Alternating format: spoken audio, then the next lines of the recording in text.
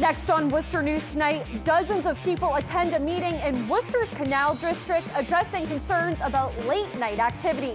Plus, a man is behind bars after assaulting a Worcester police officer.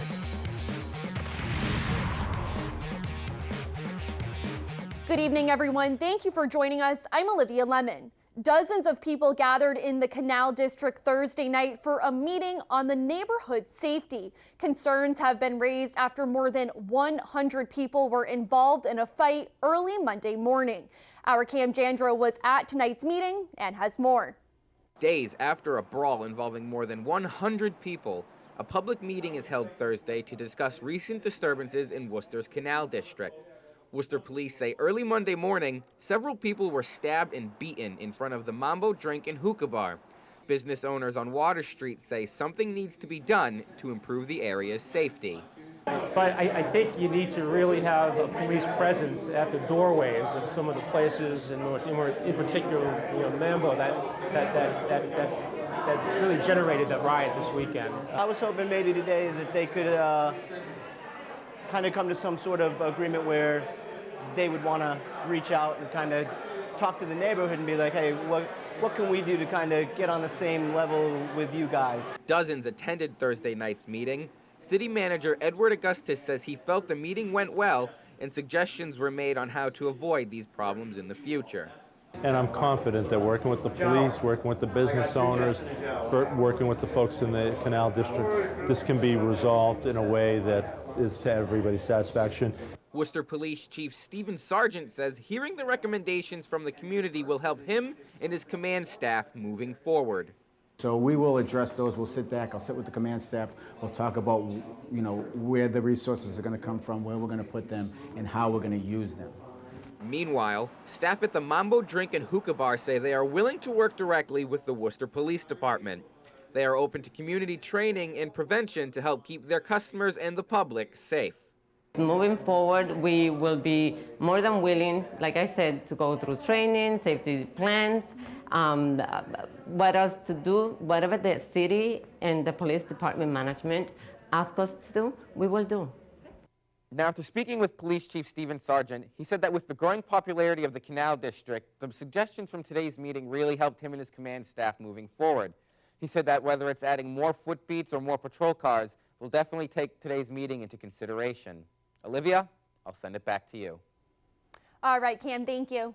A Worcester man was arraigned in Worcester District Court this morning following an assault on a police officer Wednesday. Police say the man was trying to gouge out the officer's eyes because he did not want to take a road detour.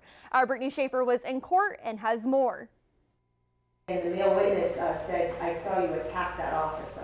30-year-old Jones Apia appears in Worcester District Court Thursday. The Worcester man is accused of trying to gouge out a police officer's eye. Mr. Apia attempted to turn through the construction site and drive through the cones and all the construction vehicles.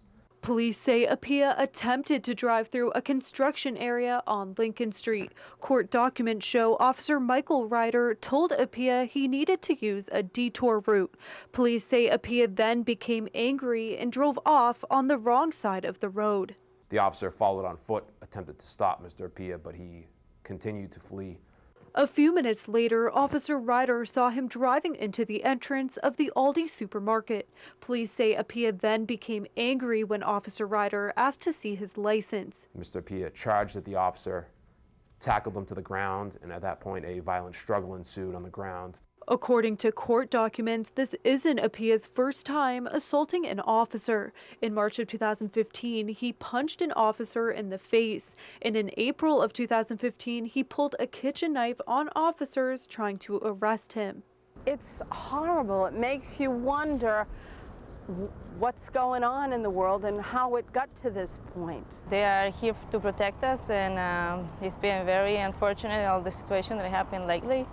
So it's sad. Then also to know that it's happening here in my hometown. But it is obviously concerning to us, as it is to police everywhere, when police are being attacked, in this particular instance by somebody who was apparently just trying to go to the grocery store.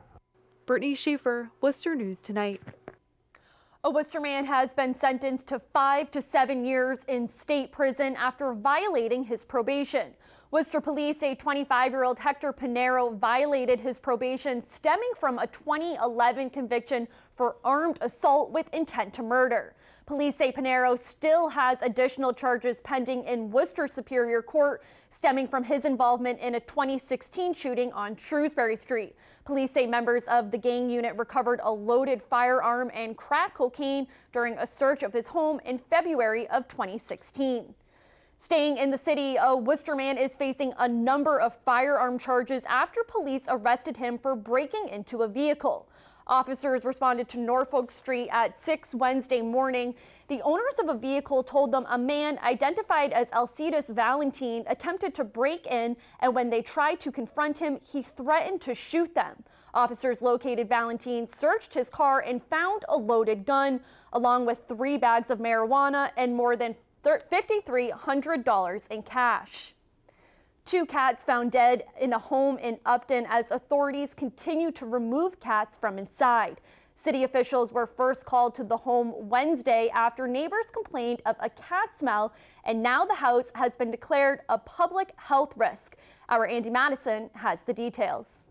For some neighbors, this house on School Street seemed like a nice place to live. The bones of the house look like a wonderful house, and I've always said that to my husband, having no idea who lived there or what kind of circumstances. The circumstances, it turns out, aren't great. And today, crews in hazmat suits went into the home to remove dozens of cats. Police closing off Cross Street so authorities could continue their investigation. You feel horrible for those cats. You feel bad for, whatever is going on in that house. The 2 women who live in the home are staying with family for the time being. Neighbors tell us the MSPCA has been to the house before for similar complaints. More than 20 cats have been removed from the house so far. 2 of them were found dead. I noticed quite a few people in hazmat suits yesterday, so I'm sure the inside is probably not in great condition. This was the scene yesterday when police were first called to the home. Officers removing several cats from the scene, but not giving much details about the investigation. Our goal is to make sure that any animals in the home are safe, and that's what we're doing to get medical attention. At this time, I can't comment anything other than that. I hope they do a good job and that they save as many cats and that the people of the house get the help they need. Andy Madison, Worcester News Tonight. A controversial housing building in the city auctioned off Thursday afternoon. Paul Cranston bought the Albion for more than $400,000. Many residents of Main Cells say the building at 765 Main Street is home to level 4 sex offenders and parolees. They wanted the building shut down because they say it affected the quality of life in the neighborhood. But now they say there may be hope. New ownership, change of hands, change of directions. I think that'll be better for not only Main South, but the city of Worcester. Kids at Worcester's Boys and Girls Club got a chance to meet some furry friends. Dogs from Worcester's Police Department's K9 unit visited the club Wednesday. Police shared these photos on their Facebook page. The team stopped by the club for Animal Week to educate members on how they train their dogs to keep the community safe. Police explained how the dogs are a part of their family and help keep officers safe during calls they answer.